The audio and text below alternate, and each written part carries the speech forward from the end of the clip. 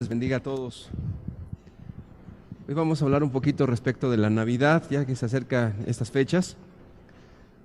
Creo que es un tema interesante. ¿Por qué es interesante? Porque para muchas personas en esta temporada, por la situación económica que estamos viviendo, pues no será lo mismo que otros años. Habrá necesidad, escasez, o simple y sencillamente no habrá las mismas condiciones que en otras ocasiones. Si le preguntamos a las personas qué tan fuerte es la tradición de diciembre, si somos honestos, son tradiciones bastante fuertes, que inclusive muchas personas, si no celebran la Navidad o el Año Nuevo con la cena y los seres queridos, llega el momento en que las personas entran en depresiones. E inclusive hay casos de personas que se suicidan porque pues no disfrutaron con sus familiares en este fin de año o no hubo todos los recursos económicos suficientes para pasarla adecuadamente. Razón por la cual necesitamos nosotros hablar un poquito respecto de la Navidad. ¿Qué le parece si hacemos una oración? Padre, te damos gracias por esta bendición de estar aquí, Señor. Gracias porque tú nos bendices cada día, Señor. Y creemos que hoy no será la excepción. Señor, tú tienes siempre algo que decirnos, algo que hablarnos, algo con lo cual enseñarnos y edificarnos, Señor Jesús. Queremos que nuestras copas salgan rebosando en este día, Señor. Tu palabra es suficiente, Señor. Glorifícate en este día, en el nombre precioso de Jesús. Amén. Bueno, comenzamos primeramente diciendo que diciembre está lleno de tradiciones. La Navidad se convirtió también en una tradición. El festejo de Año Nuevo también es una tradición. ¿Pero qué es una tradición? Vamos a ver una definición breve de lo que es una tradición. Una tradición es la transmisión de costumbres que tienen como objetivo enseñar, contemplar algún acontecimiento importante. Vuelvo a repetir la definición. Es la transmisión de costumbres que tienen como objetivo enseñar, contemplar algún acontecimiento importante. Quiere decir que una tradición tiene que ver con una enseñanza y tiene que ver con remarcar o encuadrar algo para que las personas tengan una remembranza, un recordatorio, tengan una enseñanza que sea continua. Entonces la tradición sirve como objeto de estar reforzando continuamente algo que se quiere enseñar y que consideramos importante. Y esto se convierte en una costumbre. Y la costumbre, vamos a dar una definición de la costumbre. La costumbre es un hábito adquirido por la repetición de actos de la misma especie. La costumbre es una repetición. Ahora, llega el momento en que las personas ya no hacen diferencia entre lo que es una tradición y lo que es una costumbre. Y cuando una persona simple y sencillamente está realizando la costumbre de cualquier festividad o actividad, entonces la persona ya perdió de vista lo que realmente implica o lo que es cualquier acontecimiento. Y por ejemplo, si nosotros fuéramos, por ejemplo, de casa en casa y preguntáramos en la cena de Navidad, bueno, ¿me puede decir usted qué es lo importante de la Navidad? Bueno, ¿qué significa la palabra Navidad? Y no solamente eso, oiga, yo veo que aquí tiene usted un arbolito, ¿qué representa eso? ¿De dónde viene? Oiga, yo veo que tiene aquí usted un nacimiento, tiene unos borreguitos, tiene un burrito, tiene un niño pequeño ahí. ¿Qué representa o qué significa o de dónde vino todo eso? Algunos te darán alguna razón, te dirán que tiene que ver con el nacimiento de Jesús. Otros te dirán que pues tiene que ver con una fiesta y que tiene que ver con actividades donde pues hay baile, donde se toma, donde la gente está junta, donde tienen momentos muy agradables y es algo muy, muy hermoso porque todos los años lo hacemos. Entonces eso se convierte en una costumbre, pero ya perdemos de vista la esencia, qué era lo que realmente se quería representar. Ahora, cuando nosotros no tenemos ya esa claridad, pues simple y sencillamente se convierte en una costumbre. Y hay un proverbio antiguo, un proverbio inglés que dice que las costumbres son al principio telarañas, porque son débiles, y después se convierten en cadenas. ¿Qué tan fuertes son las costumbres en nuestro país, principalmente en diciembre? Son fuertísimas, son fortísimas. De tal manera que si no está la costumbre de la cena, como que algo han quitado de nuestra existencia. Ya no es lo mismo. Créame que aunque usted no lo crea, si a usted le dijeran, ¿sabes qué? Este año ni va a haber cena de Año Nuevo, ni va a haber cena de Navidad, ni va a haber reunión familiar, eso a usted en automático le genera un impacto. Y ese impacto a veces es tan fuerte que usted pudiera deprimirse y caer en una depresión tan grande y comenzar a tener recuerdos de los años pasados donde aquí estaba mi hijo, me acuerdo en aquella Navidad, y estábamos todos juntos y estábamos rompiendo la piñata y los dulces y las colaciones y el ponche, y de repente decimos, qué hermoso es todo eso. Pero el día de hoy, en este año, no va a haber. Entonces la depresión viene, y cuando se le pregunta a una persona, y bueno, ¿por qué se deprime usted? ¿Qué importancia o qué razón da usted esa depresión? Es que extraño a mi familia. Créame, la familia la tenemos 365 días del año. La familia la podemos tener en cualquier otro momento, inclusive quizás en enero o febrero sea más económico pasar una temporada juntos como familia. Sin embargo, hay algo tan fuerte en la costumbre que nos lleva siempre a pensar que en las cenas o en las reuniones familiares de este mes hay algo especial, hay algo extraordinario, hay algo que nos invita a decir, no hay otro momento como este. De tal manera que queremos enmarcar este diciembre, que las personas adornan sus casas con muchos foquitos de colores. Creo que todos los hemos visto. Algunos exageran, le ponen focos en los focos, de tal manera que todo mundo, todos los que pasamos, estamos viendo los focos en las paredes, los focos en los escalones, los focos en los árboles. Y bueno, es una forma de decir, para mí esta temporada es muy especial. Y los arbolitos que hay en las casas también dicen, es un tiempo muy especial. Hay un anhelo, una añoranza, y todos de alguna manera están buscando el reafirmar eso. De tal manera que en una ocasión fuimos con mi esposa a un café y vimos en un lugar pues un arbolito muy particular. Era un arbolito donde eran las puras ramas pintadas de blanco y con sus foquitos. Y dijimos, aquí llegó la crisis, pero como quiera que sea, la costumbre es fuerte. No importa que sea una rama seca pintada de blanco con foquitos, cuán fuerte es la tradición y cuán fuerte es la costumbre, que el proverbio inglés es cierto, se convierte en fuertes cadenas, que de alguna manera nos hacen pensar que eso tiene algo muy extraordinario. Y continuamente tenemos un dicho popular que dice la fuerza de la costumbre. La costumbre tiene mucha fuerza. Y mire, no sé si hay alguien aquí que sea taxista, o alguien que maneje algún transporte público. Ellos conocen muy bien la fuerza de la costumbre. Dicen, mira, de repente ponen su taxi en una esquina donde no había absolutamente nada. Pusieron su taxi, luego ponen otro taxi.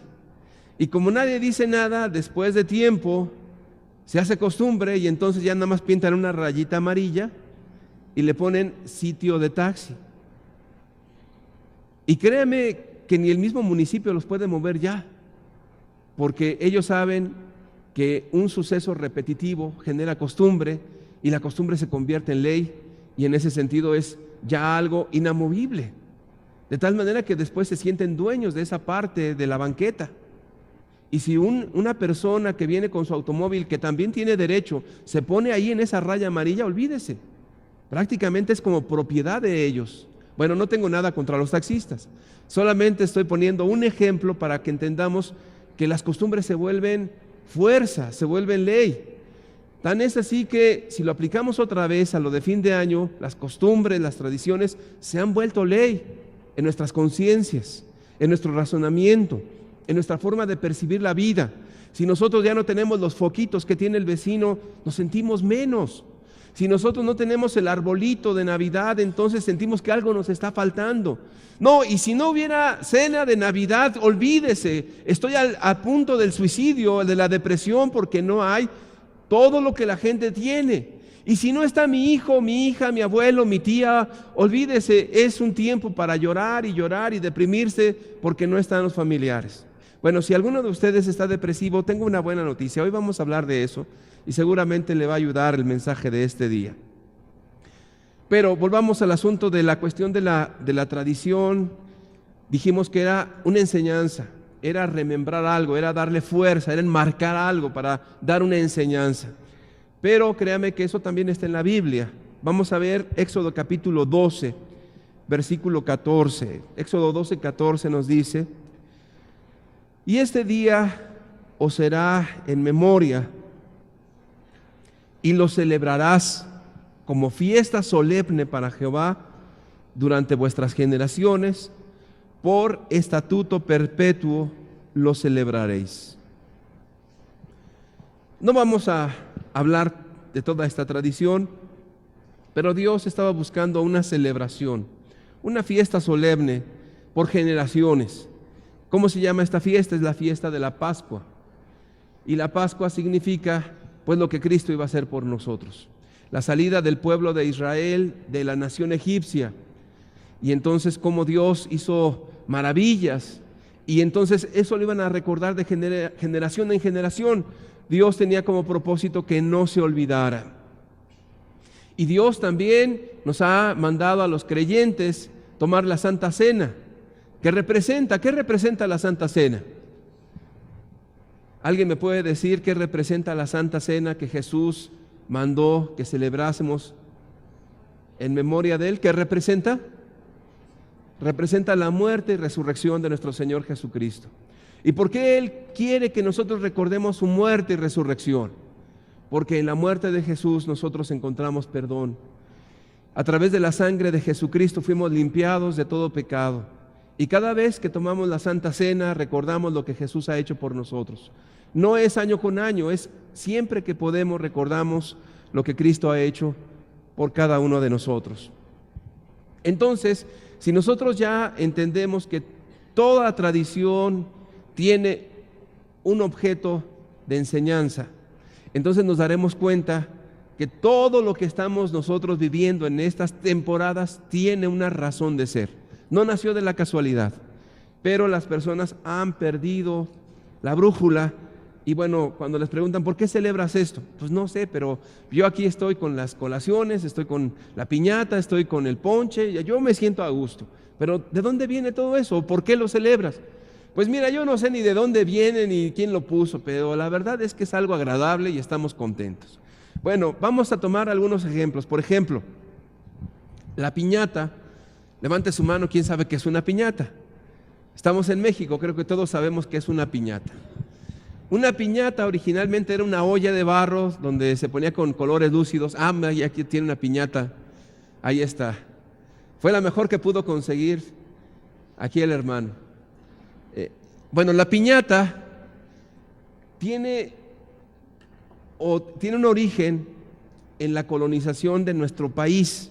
Por ejemplo, en la época colonial mexicana, cuando los frailes franciscanos buscaban sustituir las fiestas paganas de las personas de aquí de México, o sea, la gente adoraba a sus dioses, adoraba al dios del agua, al dios del sol.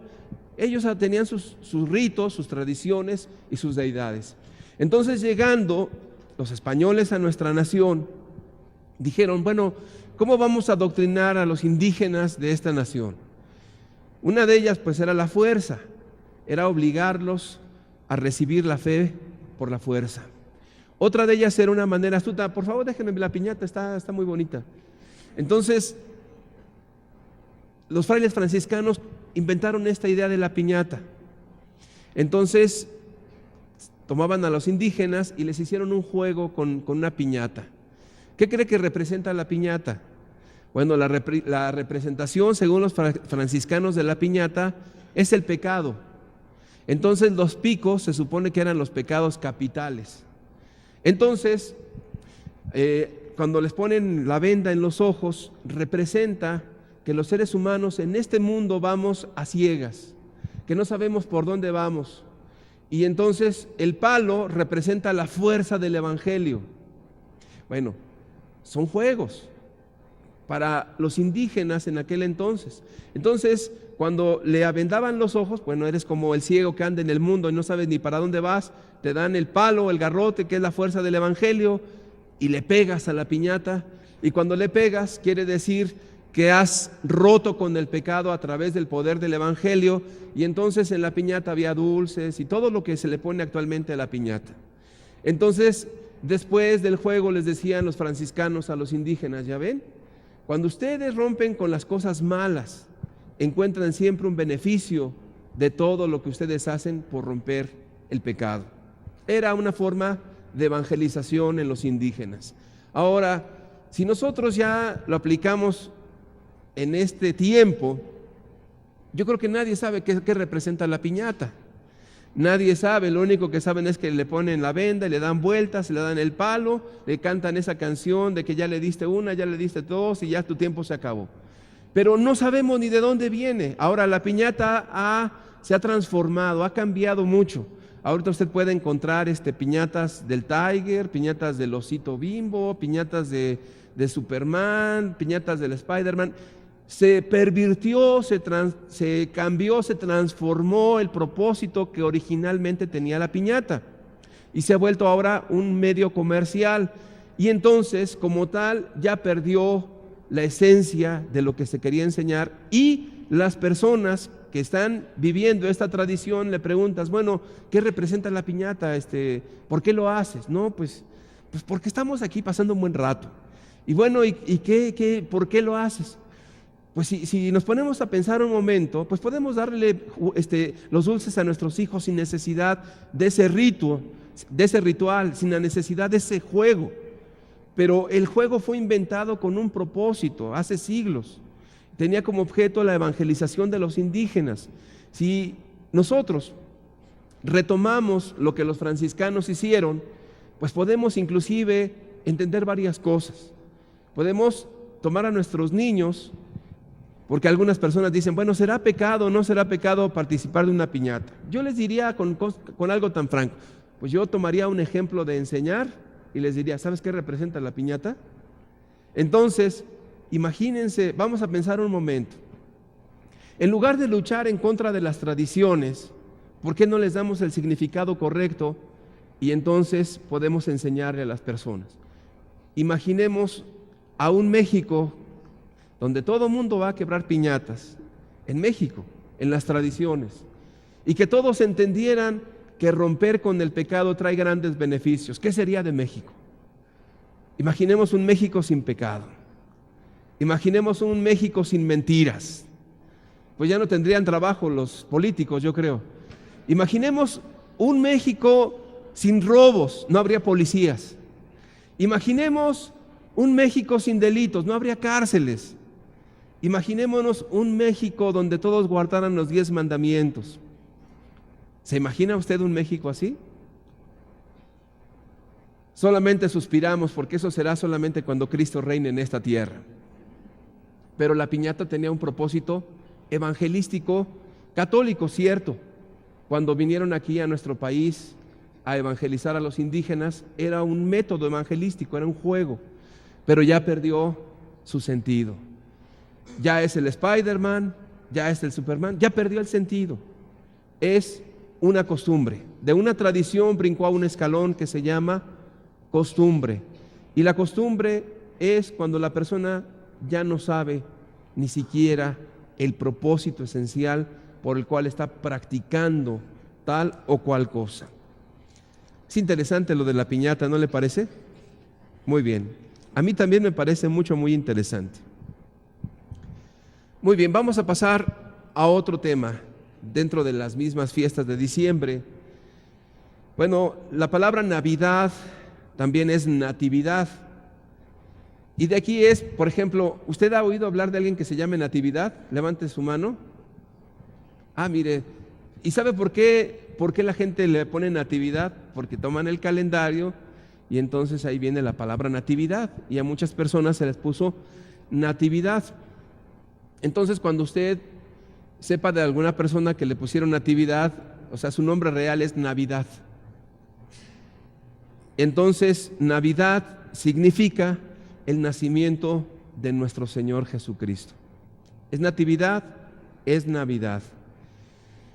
Bueno, vamos a leer un pasaje en la Escritura, Mateo 2, por favor, versículo 1 y versículo 2.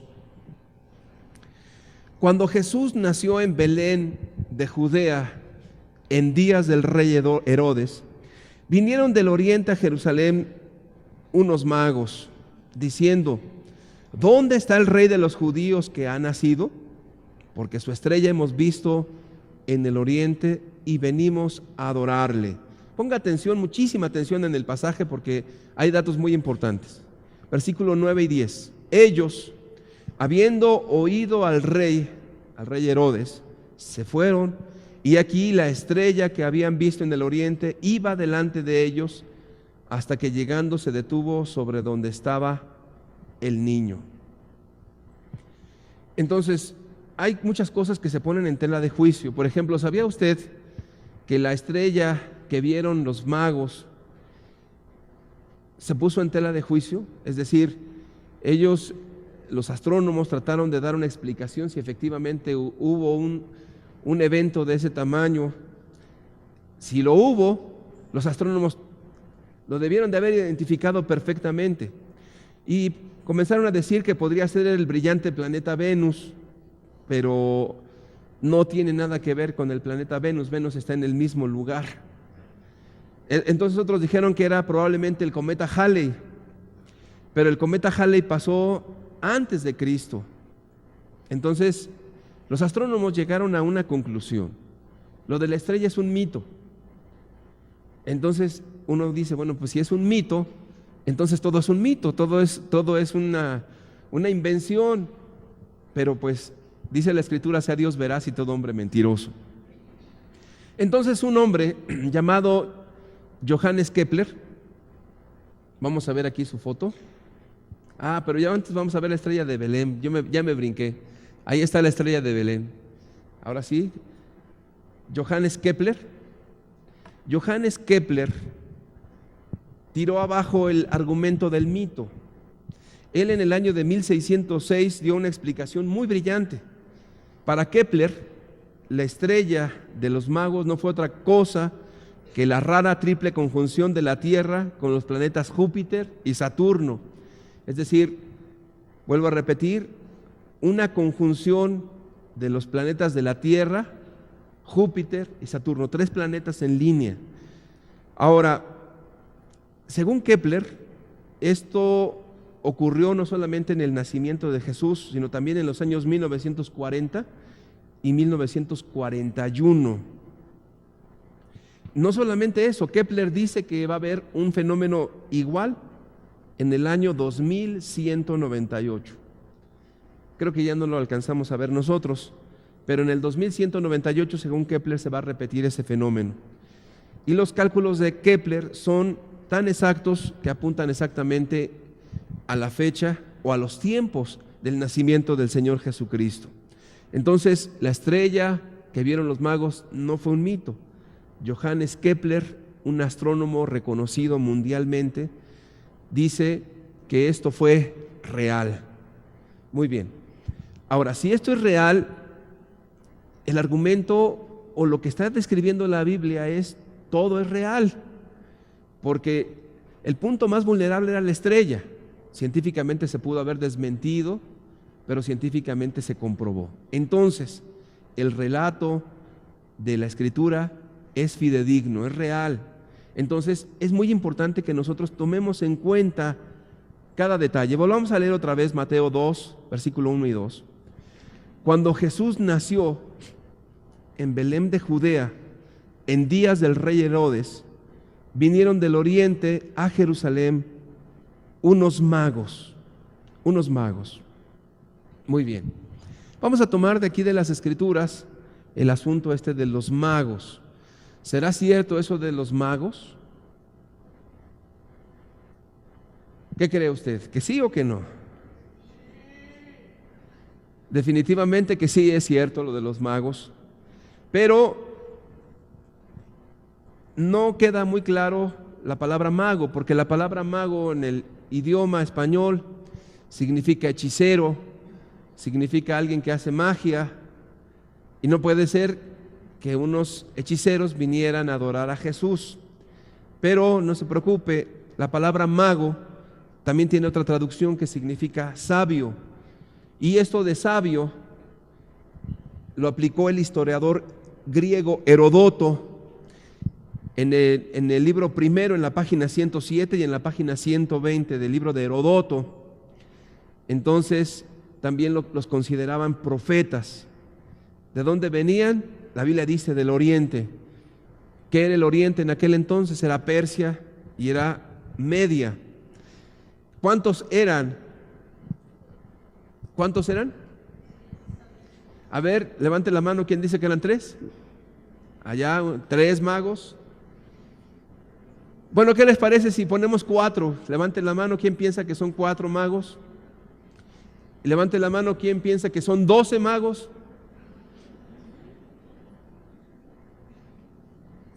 Bueno, pero ¿qué le parece que en la historia hubo 12, hubo 4, hubo 3? ¿Qué les parece? Ahora, ¿por qué es importante esto?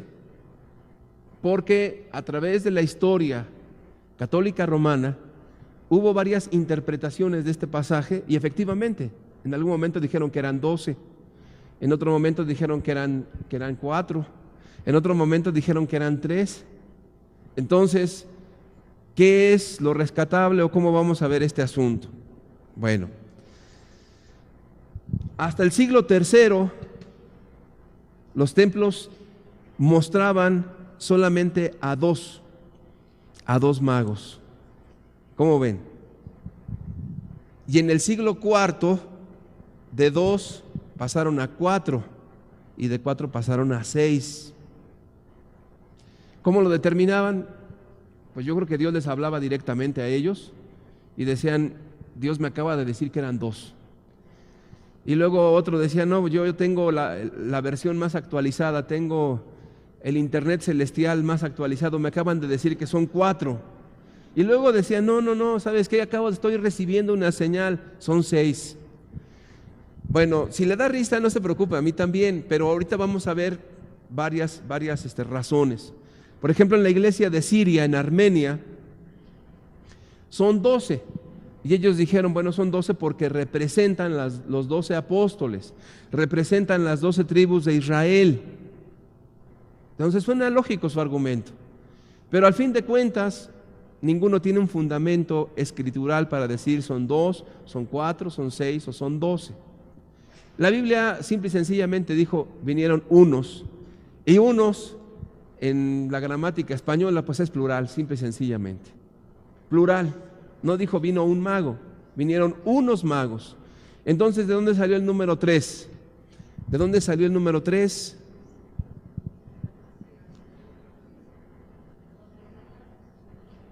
¿De dónde salió el número 3? Jorge Parroquín, ¿de dónde salió el 3? Tienen razón lo que están diciendo ustedes, es por inferencia de los regalos, porque le ofrecieron, ¿qué le ofrecieron?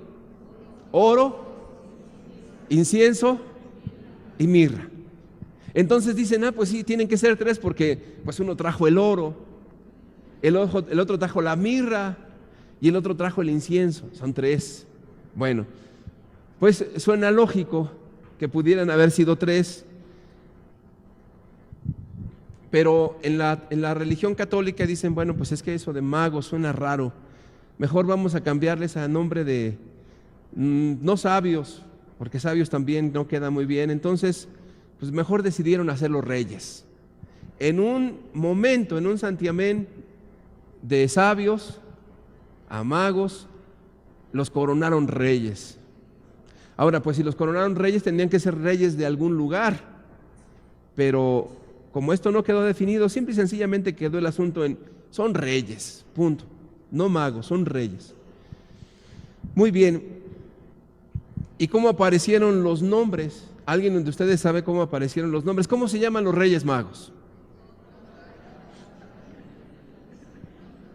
¿Cómo se llaman? Melchor, Gaspar y Baltasar. Muy bien. ¿Alguien me puede decir en la Biblia dónde están esos nombres? ¿Dónde está Melchor? ¿Dónde está Gaspar? ¿Y dónde está Baltasar? No viene. Porque la Biblia no dice que sean reyes, dice que fueron magos. Y la traducción era sabios. Y también se les consideró quizás profetas, quién sabe. Simple y sencillamente unos sabios vinieron a adorar a Jesús. Reyes, ¿de dónde? Melchor, Gaspar y Baltasar, ¿de dónde? Como ustedes bien lo acaban de decir, es una tradición. Muy bien. Vamos a ver cómo pintaban a los magos, por ejemplo. A ver, vamos a ver aquí. ¿Se apagan esta luz para que se vea? Aquí vemos la adoración de los magos. Ha sido objeto de muchas obras maestras de la pintura europea. Esta fue pintada por Durero en el año de 1504. ¿Cuántos magos ven ahí? 1, 2, 3. El año 1504 por Durero. Vamos a ver otra de los magos.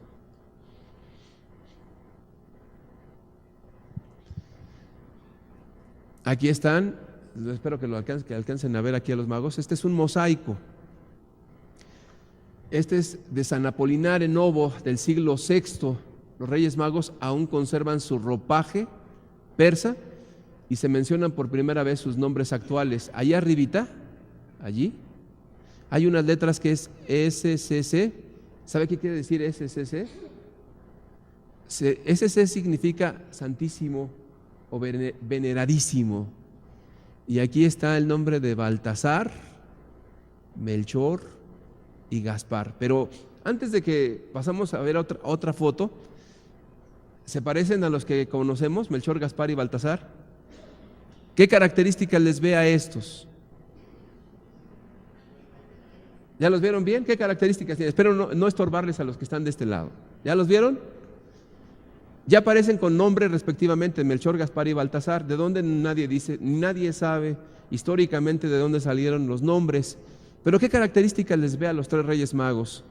Estamos hablando del siglo VI, es un mosaico del siglo VI.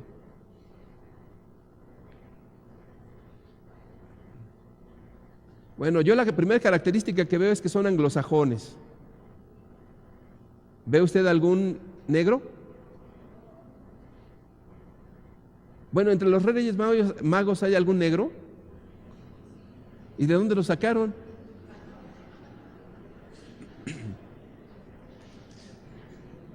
Este es Baltasar, es blanco y barbado.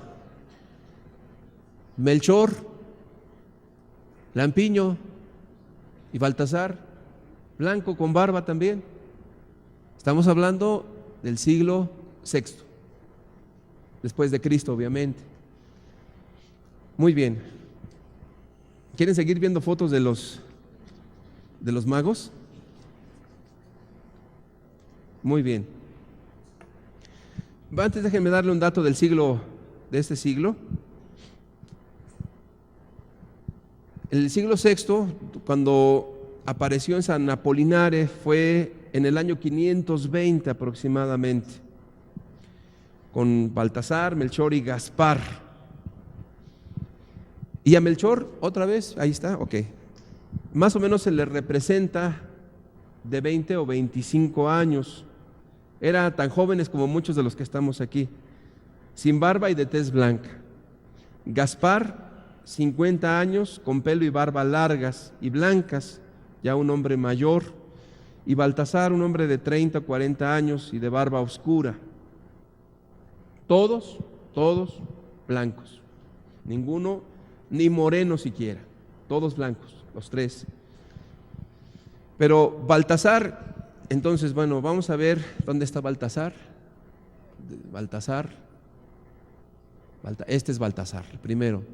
Baltasar, lo transformaron en negro, pero esto hasta el siglo XVI. Del siglo VI hasta el siglo XVI, ¿cuántos siglos pasaron para que fuera negro? 10 siglos. En 10 siglos se transformó. En el siglo VII, Beda el Venerable, él es un monje y un doctor de la Iglesia Católica. Beda el Venerable, así se le conoce, y usted lo puede en la historia reconocer de esta manera. Beda el Venerable lo describe como moreno, y en el latín es fuscus. Usted sabe que las misas se daban en latín.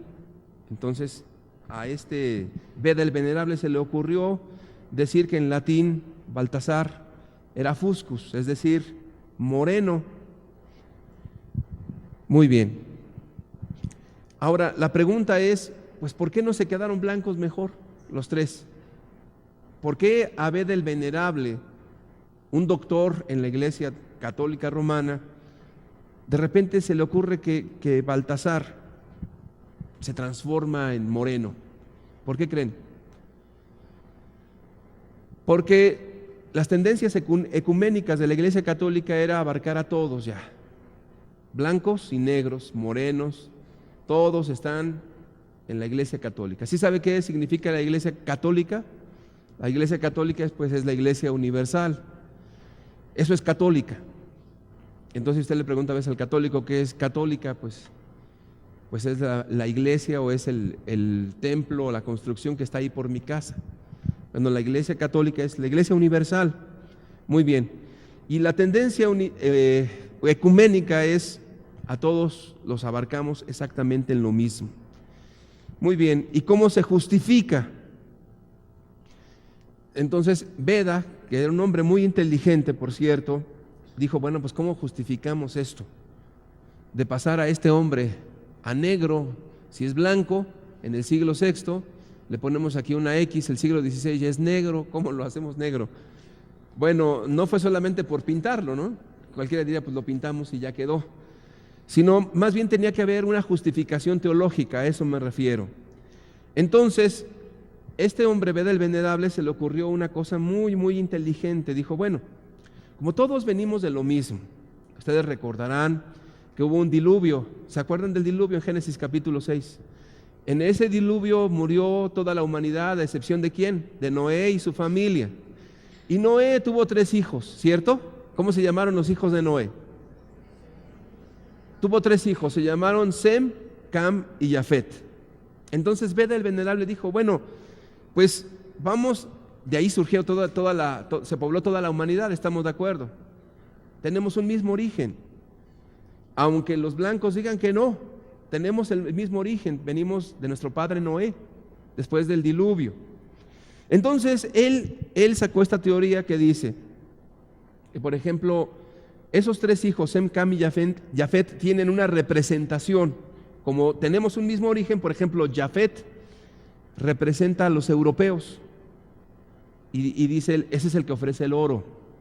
Sem son los semitas o los que viven en Asia, y es el que ofrece el incienso. Y Cam pues son los africanos y son los que ofrecen la mirra.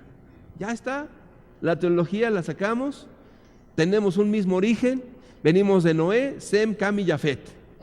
Jafet representa a los europeos, entonces los Sem, pues los asiáticos, y Cam, pues los africanos. Ya, nos evitamos de problemas. Entonces de ahí viene prácticamente la tradición de transformar a esos magos. Vamos a seguir viendo otras fotos de los magos.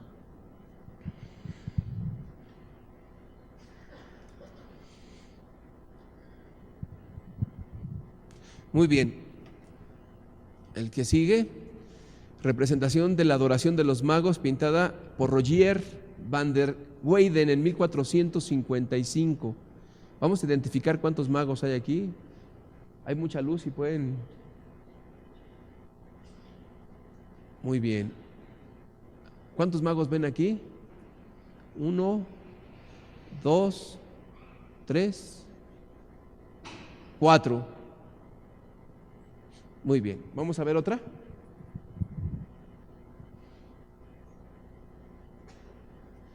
Retablo del altar de los Reyes Magos de la Catedral de La Haye, obra de Hans Bultung en 1507. ¿Cuántos hay? Y aquí apareció uno moreno. 2, 3, 4, 5, 6. Nadie se pone de acuerdo cuántos son. Muy bien, vamos a ver otra.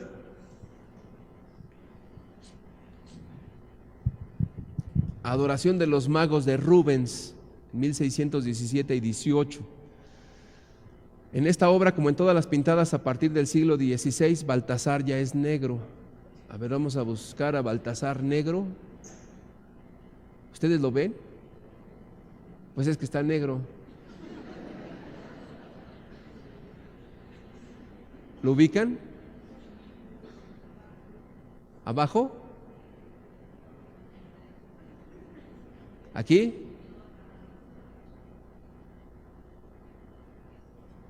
¿Será este? ¿Abajo?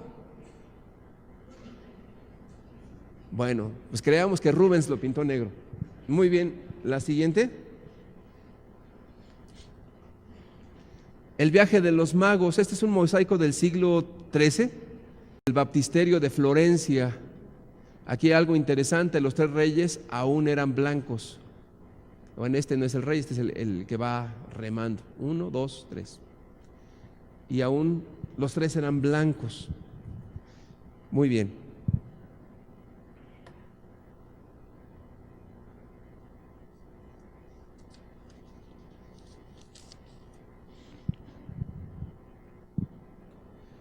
Entonces, dice en la tradición que ellos no regresan a su tierra, al Medio Oriente, sino regresan a la India, donde Tomás los bautizó y los consagró en obispos. ¿Qué les parece? ¿Dónde viene eso? ¿Quién sabe? Pero dicen que ellos regresaron a la India y que allá Santo Tomás los bautizó y los consagró obispos, ya eran parte de la iglesia. Entonces, ya después se les conoce como reyes, obispos de Oriente. Cuando murieron, la emperatriz Helena localizó sus restos en Saba y ordenó que fueran trasladados a Constantinopla. Después apareció en Milán el sepulcro. De hecho, hay un sepulcro donde están los reyes, obispos de Oriente. Vamos a ver la foto del sepulcro. Si ustedes algún día van a Italia, van a encontrar el sepulcro de los reyes magos. No, que no son magos, son reyes obispos de Oriente. Aquí están. Si usted algún día tiene la oportunidad de ir a Italia, puede ir a buscar en Milán la tumba, el féretro de los reyes. Y en el año de 1164, cuando Federico Barbarroja saqueó Milán, Dasel, el arzobispo de Colonia, robó las reliquias de los magos y las trasladó a Colonia. Y en el siglo XIII se construyó la catedral dedicada a los 3 reyes de Colonia. O sea, también tienen una catedral. Vamos a ver la catedral, mírela. Si algún día usted puede ir a Colonia en Alemania, usted puede ir a esta catedral de los reyes. Entonces existe. Pero obviamente todo esto es una tradición, no podemos decir histórico porque no hay una comprobación histórica de estos hechos. Simple y sencillamente es una tradición. Y de las tradiciones pues también vienen leyendas. ¿Quiere que le platique una leyenda de esto? Bueno, una leyenda dice que cada calavera, o sea, que cada calavera de los 3, porque ya después quedó en 3, no eran 12, ni 6, ni 3 solamente. Entonces cada calavera aún tiene su corona. Y la leyenda dice que se oye dentro de la tumba música de flauta y el relinchar de caballos. Eso lo dice la tradición, la leyenda. Y bueno, esta es la historia en breve de los reyes, que no, en la Biblia no habla de reyes, habla de sabios o magos, que la traducción es la más correcta. Y entonces nos preguntamos, ¿de dónde viene el festejar a los reyes el 6 de enero? Sí sabemos de la tradición del 6 de enero, ya estoy yendo hasta mayo, 6 de enero, levante su mano, ¿quién sabe que se festeja el 6 de enero? ¿Qué se festeja el 6 de enero? Día de Reyes. Bueno, pero la Biblia no habla de Reyes. ¿Y usted sabe por qué lo pusieron el día 6 de enero? Si se fijan cuántas cosas hacemos en automático por costumbre y no nos detenemos a pensar un poco. ¿Por qué esas situaciones? Bueno, hay una respuesta por qué se festeja el 6 de enero. Porque en el siglo III, las iglesias orientales tomaron ese día para cubrir una fiesta pagana de un dios llamado Aión, que representa el tiempo nuevo. Entonces, como la expansión católica romana era tan fuerte, querían poner todas las cosas e imponer la religión católica como suprema religión mundial. Bueno, si usted, espero no ofender a nadie, ubica un poquito la aparición de la guadalupana aquí en la villa, pues tenía que ver precisamente con una festividad. Y para que los indígenas no se rebelaran, dije, pues sí, te vamos a respetar esto, pero tiene que ver también con esta creencia nuestra. Entonces era una forma de expansión religiosa. Entonces por eso se aplicó para el 6 de enero. Entonces fue en el siglo III cuando se dio esto, 6 de enero, siglo III, como propósito expansionista de la Iglesia Católica Romana para imponer la religión católica como religión suprema en el mundo. Bueno, hasta aquí vamos con los reyes. Después, cuando usted asiste a una casa en estas fiestas, hay lo que es el nacimiento. ¿Qué es el nacimiento? Bueno, pues el nacimiento es cuando nace un ser humano o un ser vivo, pero en particular se está refiriendo al nacimiento de Jesús. Entonces, usted va a la casa y de repente allí en un lugar especial, o en algunas casas lo ponen en el patio, ponen su musgo, ponen su casita de palo en miniatura o escala, ponen sus borreguitos, ponen un buey, ponen un burrito, ponen un niñito también de barro y lo ponen ahí, y también probablemente le pongan su estrellita y ponen a los reyes adorándole, ponen a José, ponen a María, y también le ponen musiquita o le ponen luces. Bueno, ese es un nacimiento. Entonces, pues ya sabemos que representa el nacimiento de Jesús, pero ¿por qué se hace? ¿Por qué se ponen estas fechas? ¿Por qué es necesario? ¿Por qué se instituyó esa tradición? ¿Alguno de ustedes me pudiera dar una referencia? ¿Por qué se instituyó esa tradición? Es más, pregúntale usted a un católico, oye, ¿quién instauró esto de poner el Belén o el nacimiento? ¿Quién lo instauró? ¿Quién fue la persona que dijo, ¿saben qué? Pues vamos a poner esto. ¿O siempre se hizo? La respuesta es que no siempre se hizo. Fíjese, esto se remonta al año 1223. ¿Y dónde cree que nació esta tradición? Bueno, nació en Grecia, en Italia. ¿Y quién cree que la inventó? Bueno, la inventó un hombre llamado San Francisco de Asís. ¿Quién ha oído hablar de San Francisco de Asís? Bueno, los que han tenido algún trato con la Iglesia Católica, San Francisco de Asís. Bueno, si no lo conocen, ahí va a aparecer. Primero el nacimiento, creo que yo ya, bueno, ahí está San Francisco de Asís, ahí está el nacimiento, toda la descripción que yo le hice, mire, está muy bonito este nacimiento. Aquí están los borreguitos, los magos, las gallinas, el árbol de Navidad, el portal, las casas antiguas, muy bonito, ¿cierto? El nacimiento. Cuando digo bonito no quiere decir que yo tenga mi nacimiento ni que esté de acuerdo en eso. Estoy diciendo que representa los tiempos antiguos. Está muy bien hecho. Bueno, San Francisco de Asís reunió a los vecinos de Grecia, ahí está San Francisco muy bien, para celebrar la misa de medianoche en derredor de un pesebre con la figura del niño Jesús moldeado por las manos de San Francisco. Él mismo lo hizo. se cantaron alabanzas al misterio del nacimiento. En el momento más solemne de la misa, fíjese lo que dice: aquella figura inmóvil adquirió vida, sonrió y extendió sus brazos hacia el santo de Asís. El milagro se había producido ante la vista de todos. Desde entonces la fama de los nacimientos y sus costumbres se extendieron por todo el mundo.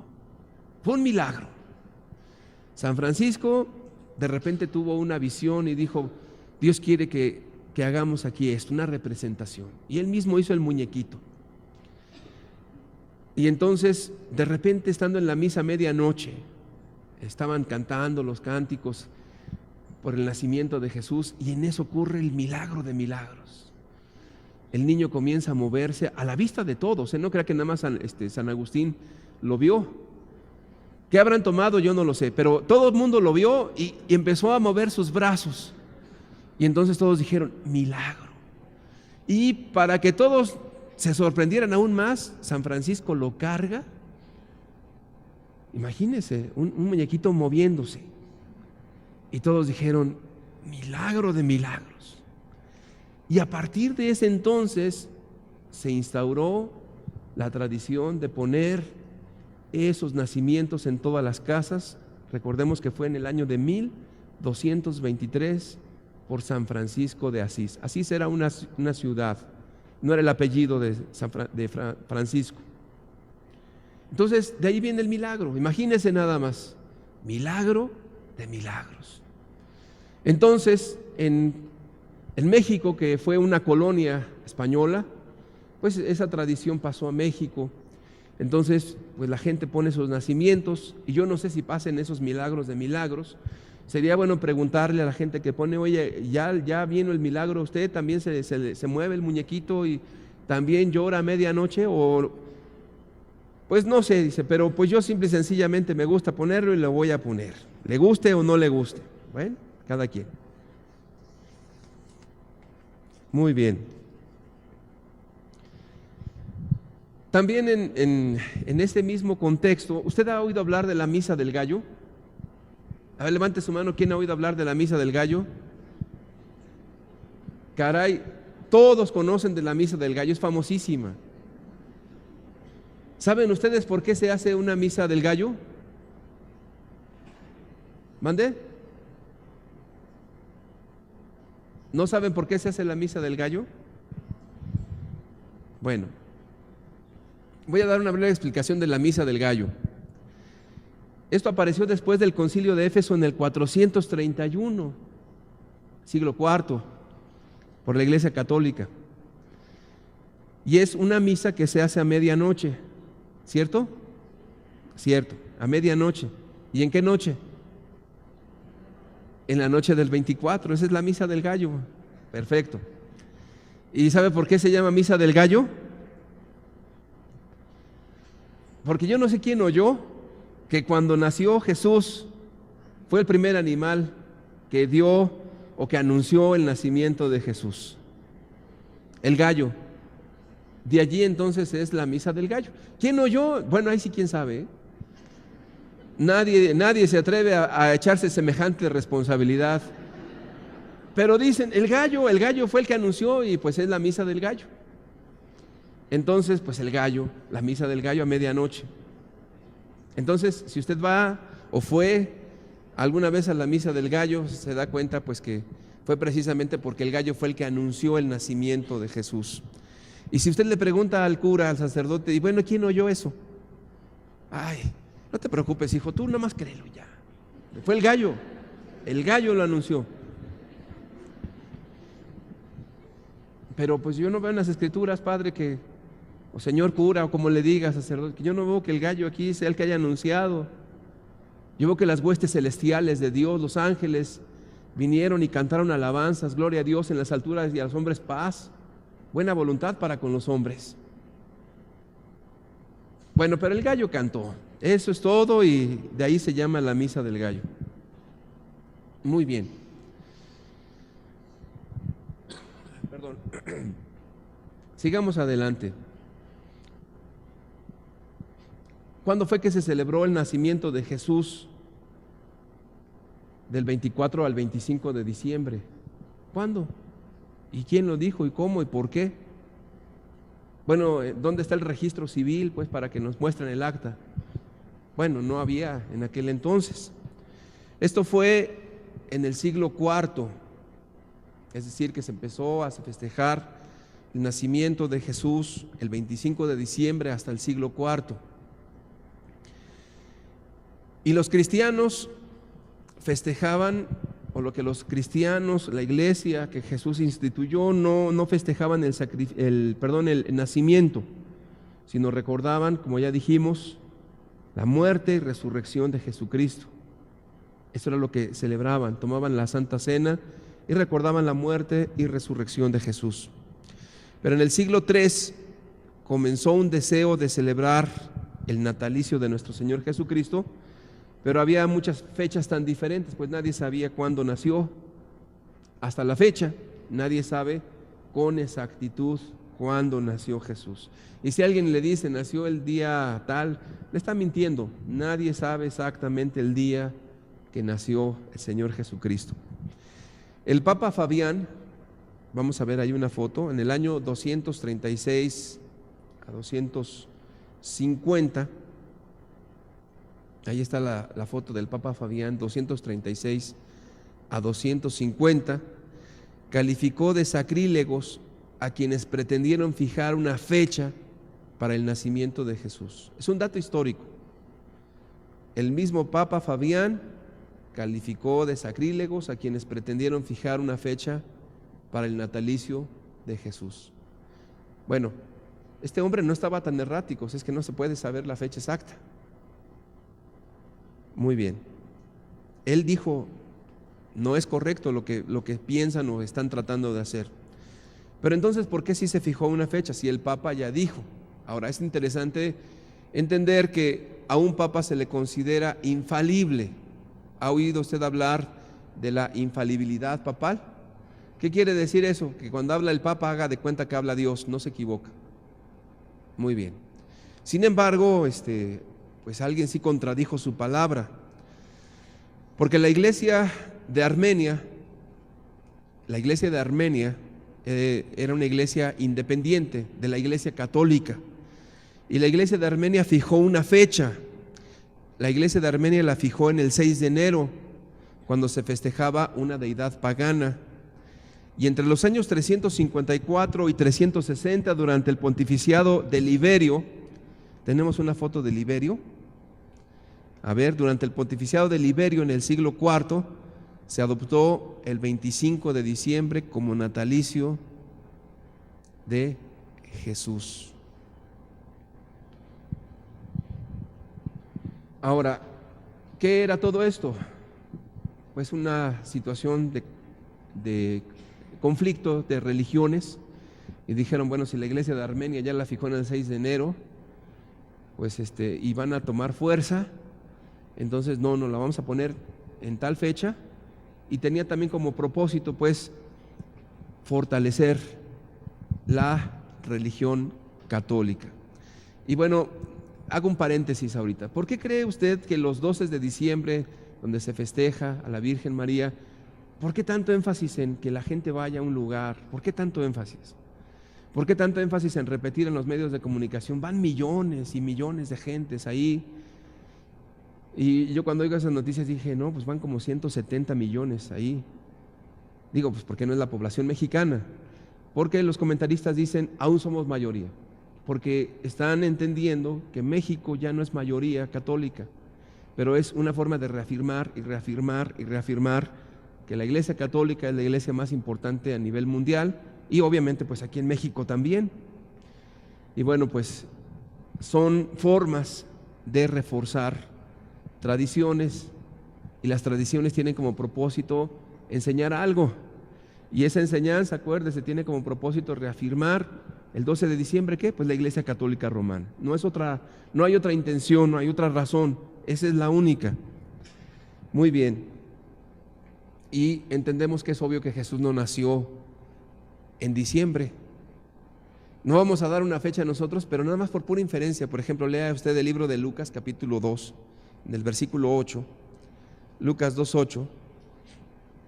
Lucas 2:8 nos dice: había pastores en la misma región que velaban y guardaban las vigilias de la noche sobre su rebaño.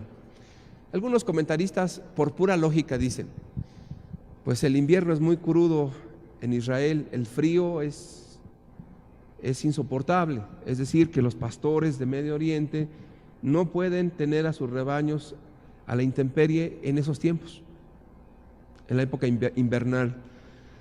Entonces, por pura lógica, no nació en ese tiempo. Ahora, ¿cuándo? Pues cualquier persona que se atreva a decir una fecha se está aventurando a muchas cosas. Entonces, ¿cuándo nació Jesús? Pues no lo sabemos. Hay cuestiones presuntivas, pero creo que no es el caso. Entonces, entendamos que esta cuestión de las tradiciones pues tiene que ver con un reforzamiento de una religión, más que con la esencia misma de las cosas. ¿Cuál es la esencia? La esencia es Jesucristo. Y en ese sentido, si la esencia es Jesucristo, nosotros debemos de reafirmar en estos tiempos a Jesucristo, porque Él sí vino a dar un mensaje de esperanza. Y si nosotros ya hablamos ya de las posadas, por ejemplo, yo le preguntaría a usted, ¿qué piensa de las posadas? O pregúntele usted a cualquier persona, por ejemplo a los adolescentes, que dicen, vamos a una posada, o de repente en las escuelas dicen, ¿qué? ¿No va a haber posada? ¿Dónde va a estar la posada?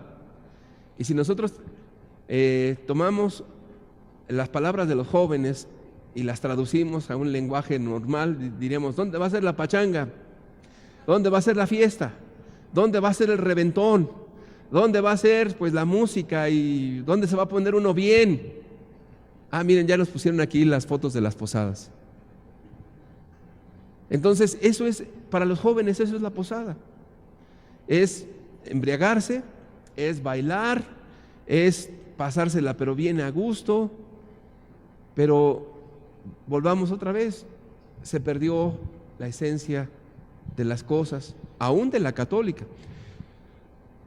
Por ejemplo, la posada es una representación de lo que pasaron la Virgen y José, la Virgen María, donde cuando iban a nacer Jesús, el relato sí está en la Biblia. Y así que un grupo de gente va caminando de casa en casa representando eso, cantando una canción, creo que todos la saben. ¿Cómo va esa canción? En el nombre del cielo. ¿Se acuerda? Os pido posada, o sea, pido pasar. Y ya unos dicen que no, y otros hasta donde encuentran a alguien que sí hasta que llegan a la casa donde se va a hacer el festín, la pachanga, empiezan entonces las piñatas, la música, el reventón, el juego y pues a seguir con lo que viene.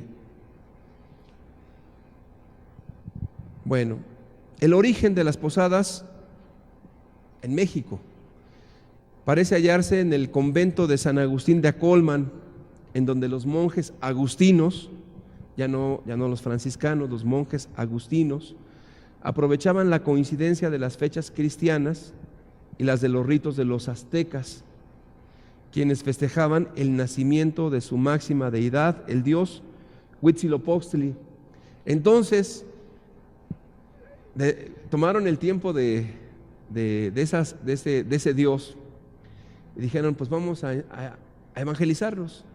Y de allí los monjes agustinos inventaron las posadas aquí en México como un medio de evangelización. Se puede utilizar otra vez las posadas para evangelizar a los jóvenes de hoy en día, la verdad, porque el contexto, la cuestión de las posadas tiene otra connotación, tiene otro propósito, haz de cuenta que si significaba esto está hasta la luna. Pregúntalo entre los jóvenes. Entonces, cuando los jóvenes dicen, vamos a una posada, dices, vamos. Oye, pero es que se trata de hablar de Dios. No, ¿qué?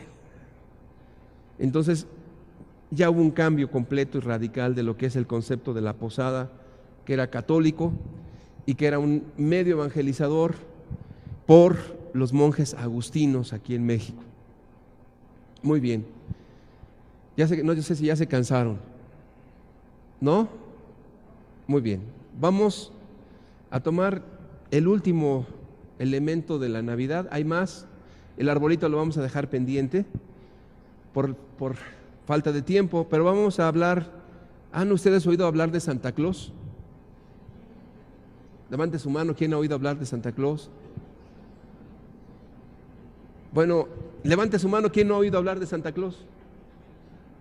Muy bien, todos hemos oído hablar de Santa Claus, ¿cierto? ¿Será un personaje real Santa Claus? ¿No? ¿Sí o no? Pues hay muchas, fíjense cómo entre ustedes ya hay ideas diferentes. ¿Sabían ustedes que Santa Claus sí fue un personaje real, histórico? No me vean feo. Miren, Santa Claus fue una invención en la Iglesia Católica Romana también. Y Santa Claus nació alrededor del año 280 en Patara, esto es en Asia Menor, al sudoeste de Turquía. Casi es musulmán Santa Claus, pero obviamente tiene que ver con la Iglesia Católica Romana. Era hijo de una familia adinerada y gozó de una buena educación. A la muerte de sus padres por una epidemia, regaló su fortuna, ingresó al monasterio de Sion, ordenado sacerdote a los 19 años. ¿Qué le parece? Santa Claus fue sacerdote.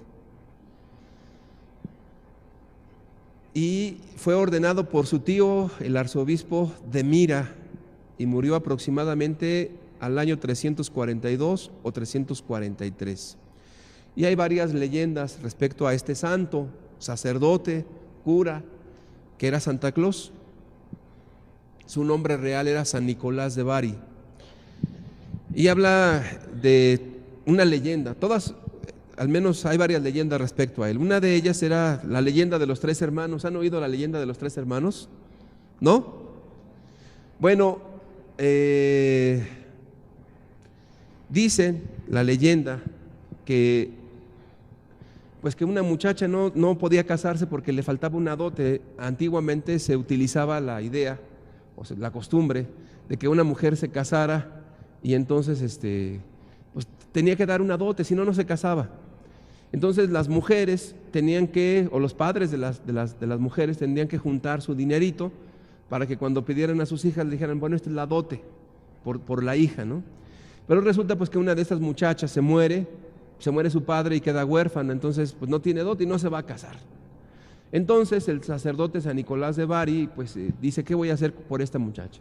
Entonces dice la leyenda que él pues tenía la costumbre de meterse por la chimenea y en el calcetín de la muchacha metía unas monedas de oro para que entonces se completara la dote de la muchacha y entonces pues se pudiera casar. Entonces de ahí pues empezaron a tomar la idea de lo piadoso, de lo bondadoso, de lo dadivoso del sacerdote San Nicolás, que pues daba monedas de oro, se metía por la chimenea y metía en los calcetines el dinero. Y la leyenda de los 3 hermanos es que dice que él iba de viaje a Nicea y se detuvo en una posada y que 3 hermanos iban a Atenas a estudiar y que por alguna razón los iban a matar en un barril con salmuera, y entonces, o dicen que los mataron, y entonces él hizo un milagro y los resucitó. ¿Cómo ven? Entonces, pues básicamente esas es las ideas o las leyendas de San Nicolás, un sacerdote real. Ah, miren, ahí está. Gracias. Es la leyenda de los 3 hermanos. Bueno, hasta ahí es la historia de Santa Claus real, un hombre de carne y hueso, que fue un sacerdote ordenado por su propio tío, que gozaba de cierta fama porque se metía por la chimenea y daba monedas para que las mujeres se casaran, que hizo algún cierto milagro por ahí. Pero el Santa Claus, como lo conocemos actualmente usted y yo, un hombre gordito, con barba blanca y unos lentecitos, ese sí no existe. Se tomó la idea de este hombre, pero después la idea de este Santa Claus pues es totalmente una invención. ¿De dónde salió esa forma? Bueno, salió del caricaturista norteamericano del siglo XIX, Thomas Nast, quien representó así a Santa en una ilustración de 1863 a 1886. Este personaje fue el centro de atracción en la revista Harper's Weekly. Ahí está Thomas Nast. Él fue el inventor del Santa Claus de verdad, o sea, de que conocemos. El de carne y hueso pues fue un cura, pero él tomó esas cuestiones, esos rasgos, y les dio en su caricatura otra forma. Pero la verdad es que el Santa Claus como lo conocemos ha sido un cambio progresivo y tiene que ver más bien con cuestiones comerciales, con empresas, con industrias, con negocio, más que con asuntos religiosos. Entonces vamos a ver unas fotos de cómo ha sido transformado Santa Claus. A ver, ahora sí vamos a ver a Santa en sus cambios. Muy bien, Santa Claus, en estas tres ilustraciones de Nast, él fue el que hizo estos dibujos, puede apreciarse parte de la evolución gráfica del aspecto y funciones de Santa Claus. No lo vayas a quitar, si lo alcanzan a ver ahí. Así lo comenzó a dibujar Nast.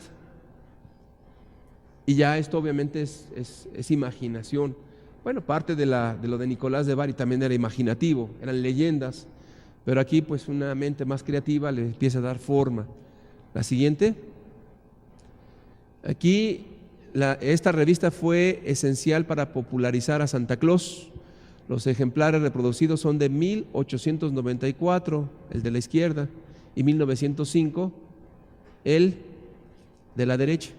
Y no era prácticamente Santa Claus, todavía se le conocía como San Nicolás. San Nicolás. La siguiente. Ahí están ya los productos comerciales que le dan una forma muy atractiva al Santa Claus. Al convertirse en un símbolo alegre, positivo y laicalizado, la figura de Santa Claus, o Papá Noel también como le conocen, ha alcanzado un gran consenso social que aprovechan muchas marcas comerciales.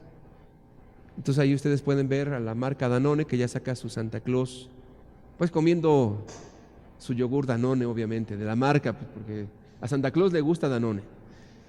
Y a Santa Claus le gusta tomar Coca-Cola porque es su favorita. Muy bien, la siguiente. Santa Claus tras haber madurado en Estados Unidos, que ahí es donde dan el impulso ya mundial, vino a llamar a las puertas europeas de finales del siglo XIX. Y bueno, como ustedes pueden ver, pues ya es todo un señor diferente, aunque ahí todavía no está tan gordo. Tiene sus botas, su traje rojo, sus barbas blancas, y pues lo que representa Santa Claus, ¿no? Un hombre con un costal lleno de regalos para darle a todo lo que se le ponga enfrente. Llega por las chimeneas, llega en trineo, llega con sus siervos, llega por todos los medios, llega volando, llega en avión, llega por todos lados. Ustedes saben que para eso se pinta solo. La siguiente. Aquí vemos otro Santa Claus. A finales del siglo XIX solía representarte a Santa Claus con figura estilizada y ropajes suntuosos. Entonces ustedes pueden ver que pues no tenía ahí al menos aspectos gordos, porque pues trataron de vender la imagen, que era lo que más se vendía. Pero bueno, como que no motivaban mucho estos, ¿no? Entonces fueron cambiando la idea. Vamos a ver. Este está más bonito, miren, ¿no? Santa Claus, el primer Santa Claus diseñado para Coca-Cola. Bueno, fíjense para quién fue diseñado. Para Coca-Cola. Fue pintado en 1931, el de arriba. Un hombre feliz, bien alimentado, la hebilla grandota. Y sobre todo pues, con un refresco Coca-Cola diciendo salud, ¿no? Este otro anuncio es de la campaña de 1937, también de la Coca-Cola, y es donde pues ya muestra sus rasgos muy hermosos, ¿no? Santa Claus, que representa abundancia, que representa regalos, que representa todo lo que usted se quiera imaginar de estas fechas. La que sigue. Obviamente pues tiene que ver con los regalos, ¿no? Ahí vemos a un Santa muy niño jugando con su trenecito a escala, pero pues también tomando Coca-Cola. Parece que es la que más le gusta. No le gusta el ponche. Humanizó a Santa Claus, Coca-Cola humanizó a Santa Claus, le hizo más gordinflón, alegre y entrañable y mejoró su vestuario. No le pusieron ponches, le gusta la Coca-Cola, no le gusta otra bebida. La que sigue. Y este hombre, pues que sí se parece a él, es un Don Blon, creador de Santa Claus de Coca-Cola, le dio a este personaje navideño el aspecto con el que ha llegado hasta el día de hoy. Este lo hizo famoso. Nast lo dibujó, le dio sus ciertos rasgos, pero Sunderblom fue el que lo hizo famoso por la empresa mundialmente conocida como Coca-Cola. Si usted va a Rusia, encuentra la Coca-Cola. Si usted va a la sierra de Oaxaca, usted encuentra Coca-Cola, aunque usted no lo crea. De verdad se lo digo, la empresa Coca-Cola tristemente es la empresa que ha logrado llegar hasta el último rincón de la tierra. ¿Cuál es el asunto o el problema de la cuestión de la Navidad? Y aquí es donde ya entramos en aspectos espirituales. Mire, yo en lo personal, yo no tengo nada en contra de estas fechas, ni juzgo a nadie por esta situación. Lo único que yo trato de hacer, y quiero que usted me entienda también, para que usted no vaya con la gente, ustedes son unos ignorantes, no saben ni lo que están haciendo. No es eso. El propósito de hablarles de esto es que conozcamos de dónde vienen todas las tradiciones que en este mes son parte ya de nuestra existencia y que vienen a darnos cierta alegría, cierto fervor, cierta emoción, y que si nos quitan esto, entonces pareciera que nos quitan parte de nuestra vida. Al menos, número uno, entender de dónde viene y qué es. Y en segundo lugar, pues que usted entienda pues que si los monjes que vinieron a colonizar nuestra nación lo utilizaron como un medio evangelístico, ¿por qué no utilizar nosotros también como un medio evangelístico? ¿Por qué en lugar de condenar y que no, pues que el árbol es satánico y que Santa Claus, panzón y no sé qué, y esto no sirve para nada, y que las tradiciones gringas, en lugar de usted arremeter con esa serie de argumentos, ¿por qué no toma estos elementos y les habla a la gente de lo que realmente es importante, que es Jesucristo? Las tradiciones no las vamos a cambiar, no las voy a cambiar yo, ni las va a cambiar usted, ni las va a cambiar nadie. Las tradiciones se han vuelto fuerza y se han vuelto costumbre, y como tal, eso ya nadie lo va a quitar. Entonces, no luchemos contra lo que no se va a quitar. Vayamos por las personas. Para la gente que no conoce a Dios, una cena navideña, créame, es vida y muerte. Para una persona que no tiene a Dios, el arbolito con las esferas, que también representa la abundancia y tiene que ver con deidades, que no tiene nada uno que decirle a la gente de esto, que para ellos representa muchas cosas. En lugar de condenarlos, ¿por qué no tratamos de enfocarlos en lo que sí es verdadero? ¿Qué es verdadero? Jesucristo. Él es la verdad. Jesucristo es el camino, la verdad y la vida. Y nadie va al Padre sino a través de Él. ¿Por qué no utilizar este tiempo para hablarles del Salvador del mundo? ¿Por qué no hablar del amor de Cristo y de lo que Él ha hecho por cada uno de nosotros? ¿Por qué no hablarles a esos jóvenes que van a sus posadas y decirle, oye, pues mira, esto tiene este origen? ¿Por qué no buscas a Dios? Que Dios nos dé sabiduría, porque eso sí es importante. Lo demás, créame, ¿qué caso tiene? Absolutamente ningún caso. Vamos a leer las Escrituras, Lucas capítulo 2, versículo 8 al 20, y con esto terminamos. Lucas 2, versículo 8 al 20, las Escrituras nos dicen: había pastores en la misma región que velaban y guardaban las vigilias de la noche sobre su rebaño. Y aquí se le presentó un ángel del Señor, y la gloria del Señor lo rodeó de resplandor, y tuvieron gran temor. Pero el ángel les dijo: no temáis, porque he aquí os doy nuevas de gran gozo, que será para todo el pueblo, que os ha nacido hoy en la ciudad de David un Salvador, que es Cristo el Señor. Esto os servirá de señal: hallaréis al niño envuelto en pañales, acostado en un pesebre. Y repentinamente apareció con el ángel una multitud de las huestes celestiales que alababan a Dios y decían: Gloria a Dios en las alturas y en la tierra paz, buena voluntad para con los hombres. Sucedió que cuando los ángeles se fueron de ellos al cielo, los pastores se dijeron unos a otros: pasemos pues hasta Belén y veamos esto que ha sucedido y que el Señor nos ha manifestado. Vinieron pues apresuradamente y hallaron a María y a José y al niño acostado en el pesebre. Al verlo, dieron a conocer lo que les había dicho acerca del niño. Y todos los que oyeron se maravillaron de lo que los pastores les decían, pero María guardaba todas estas cosas, meditándolas en su corazón. Y volvieron los pastores glorificando y alabando a Dios por todas las cosas que habían oído y visto, como se les había dicho. Gloria a Dios en las alturas y en la tierra paz, buena voluntad para con los hombres. Los ángeles de Dios no pasaron por alto el nacimiento de Jesucristo. ¿Cuándo fue? No lo sabemos. Lo que sí sabemos es que nació y que es motivo de regocijarnos y es motivo de decirles a la gente: la verdad, créame que somos bienaventurados, pues nació Jesucristo, ha nacido el Rey de Reyes y Señor de Señores. Jesús, el Hijo de Dios, que nació para morir por nosotros, por nuestros pecados. Qué grande mensaje, ¿no cree usted? La tradición es la tradición. Jesucristo es el mismo ayer, hoy y por todos los siglos. ¿Qué les parece si le damos toda la gloria a Cristo? Bueno, vamos a ponernos de pie y alabar a Cristo y darle toda la gloria.